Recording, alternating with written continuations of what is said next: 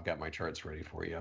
And it's a cool day. It was very green earlier, and we got some economic data out that the market responded favorably to. Things got greener and greener, and then fell to pieces. Yeah, I decided I'll do a show today. It'd be fun, even though I'm on the road. So, and tomorrow, of course, morning, I think half an hour into the trading day, old Jerome Powell comes out. And I have no idea what on earth people think the man could say to fix anything. But for some reason, everyone's on tenterhooks about, oh boy, oh boy, oh boy, here it comes. What's he going to say? What on earth is he going to say? We're data driven, which he said 50,000 times already. Here are our two mandates. And these 7,000 people who are paid six-figure salaries at the Federal Reserve are watching this. It's so much nonsense. They could replace all 7,000 people with a simple 20-line basic computer program, because they just have to adjust the rates based on what the market has already done. But your tax dollars at work, so there we have it. So anyway, once we get Powell, we have to deal with this once a year. And Jackson Hole, nobody ever used to even think about Jackson Hole. But ever since Bernanke did his thing back in 2010, I guess, it's been like the high holy host of days once a year, and it never means a thing.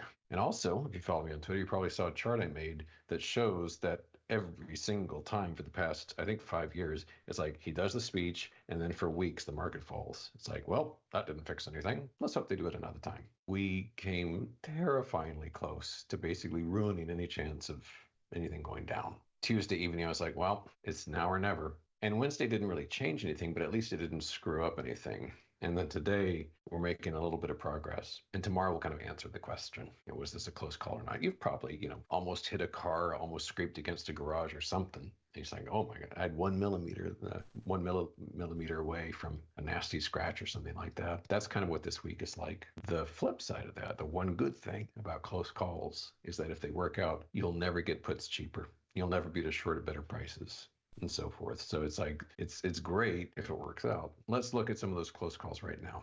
I've got the charts all ready and loaded up. All right, here's the spider. Nice bearish engulfing pattern here. Just day after day after day, perfect touches of the underside of that trend line, the broken trend line. We closed the gap.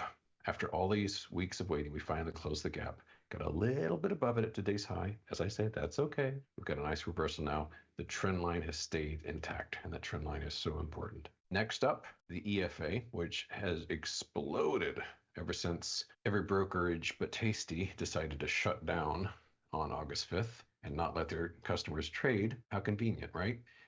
It's been blasting up ever since. And so up, up, up it goes. And finally today, the first and only bearish engulfing pattern in that whole counter trend rally. IWM, real favorite. Zoom in on this. Gap is sealed. And we've got this nice cluster of overhead supply defending us, holding back those prices. And so we've got a nice little reversal cooking on that one as well. And then the last of these kind of major ETFs, we've got the cubes here, which have just been green, green, green, green, green, green, green. And then finally today, a big, juicy bearish engulfing pattern on that one. Yum. And didn't even close the gap. And maybe it won't. Maybe it never will. That'd be nice. Anyway, that gap is still unmolested. What else is cooking out there? Well, I got to say, I know that I tend to trade some kind of, like, who's ever heard of this stock before? I'm getting more and more partial to things everybody's heard of because they've come up to prices that are really appealing. Take Amazon, please. Jeff Bezos's creation here. Let's zoom in on this sucker. There's the gap, sealed beautifully yesterday, and today a big reversal pattern on that. So that's good to see. So Amazon got puts on that. Alphabet used to just bore me to tears. I mean, I do thousands of trades every year. I don't know in my life, maybe I've done 2 with Google. I don't know. It's something I hardly ever touch, but I touched it today. Bought puts on that because I really like the shape of that reversal top. So far, so good. Big old fat bearish engulfing pattern on that one as well. Tesla has completely undone the past week or so of gains. It pushed, tried to escape our trio of Fibonacci's, and no, you don't. Ram! Right back down to the middle one of those. Right on the penny. Yeah, it ain't going nowhere. In sharp contrast to that is Lucid, a different electric vehicle manufacturer, which has had a wretched time of it until lately. And we've got a nice base there, and I'm kind of wired to root for the underdog. Maybe that's why I'm a perma bear, I don't know. But, good for Lucid. You go, girl. So I'm glad to see it doing well. The other weird thing, and I got a clue as to what was going on because I was puzzling, why are the stocks that were big during COVID but got crushed thriving today of all days? At monkeypox? Is it COVID coming back? What's going on here? Because one was Peloton, which had a tremendous day, undoing months of damage, and then Zoom.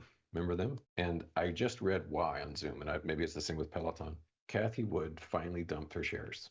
She bought it at incredibly high prices. I haven't done the math, but I think she lost hundreds of millions of dollars for her clients by buying Zoom at sky high prices. And she finally got shed of it, as we say in Louisiana. For some reason, I suppose because she's so dreadful at this, people are like, well, it must be a good stock to buy now. So they've piled into it. So that overhang is gone. Kathy D. Wood no longer involved. So Zoom is zooming. So I just read that. I don't know if it's true, but that seems to make a lot of sense. Because if you'll recall, basically she got lucky.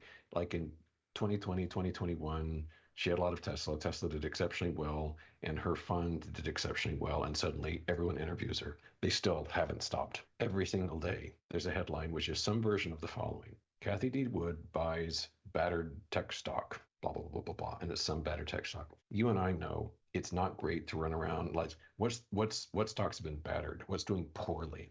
Let me do something that's doing really bad, and I'll buy a lot of that. No, in any case, they're still interviewing her, so that's how you get famous. Get lucky for a year or two. Not China. Chinese stocks are ice cold. Here's Baidu, which I think had earnings today. They're slipping hard.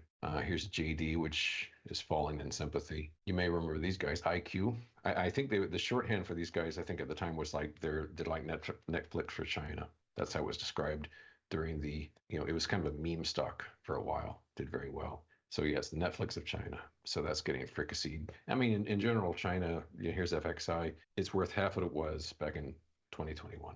China is happy to fabricate any numbers to help their stock market out and give trillions and trillions of dollars of aid to help the economy and so forth. It ain't working. It's worth half what it was. It'd be like losing 20,000 points on the Dow, which would be cool. Our central bankers have kept the dance up more stylishly, I guess, than China. Over in semiconductor land, finally getting some help there, getting some nice reversals. NVIDIA flipping hard away. It basically peaked, I guess, last Friday, or would it be Monday, I guess? Yeah, today's Thursday.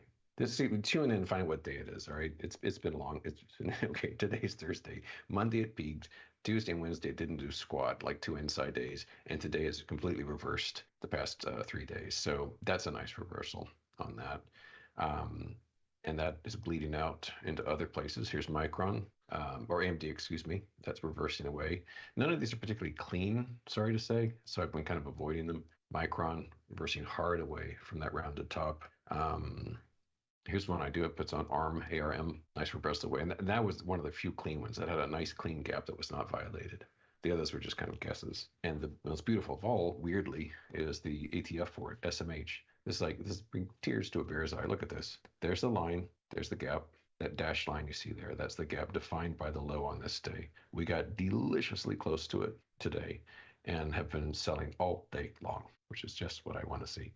That's some good stuff right there. So SMH doing great. I would also mention that adjunct to the semiconductors, of course, the companion, the co-pilot in this whole AI nonsense has been the server companies. And so SMCI, whose right triangle top I've pointed out ad nauseum lately, is reversing hard away from that. It's a beautiful top. Also is augmented with a gap that was never sealed. Good stuff. And then Dell's kind of the watered down version of SMCI. It's not as insanely overvalued, but it's going to basically ape one another in terms of their movement. I haven't talked about precious metals in a little bit. As I've said, long term, very enthusiastic. Short and probably medium term, this was, I got a couple of days ago, this was just excessive.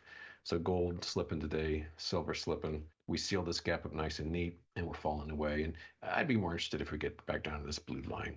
That'd be kind of an interesting entry point. How well positioned we are if Jerome doesn't drop some kind of bizarre bombshell on us tomorrow, which could happen. At the moment, Russell 2000, the gap is sealed. The range, going back years, is intact, and we're at the top of it. The CompQ, that is the NASDAQ composite, absolutely beautiful seal on that one. Just terrific. One for the textbooks. Its companion, the NASDAQ 100, much more narrow index. That dash line there, that trend line, perfect reversal of that. Look at that. Is that astonishing? Past 3 days have tagged it beautifully, and that's the midline of a 15-year long channel. Absolute perfection. OEX, the S&P 100, zoom in on this. There's the gap. Almost a perfect seal on that. Reversing away, bearish engulfing pattern. The S&P 500, right there. You get 2 for 1. Perfect repulsion off the trend line's bottom. a beautiful gap seal. If we fall tomorrow, we fall tomorrow. This is like one of the most magnificent bear setups ever. Absolutely magnificent placements of this price action relative to these drawn objects. And it all really boils down to what we saw just over the past few weeks, which is the crazy VIX action where we based, we exploded, we fell faster than we've had any time in the history of financial markets. And now we're starting to get a little sassy again. So anyway, that's it from me. Good luck to us all tomorrow. I'll see you on the other side of Mr. Powell.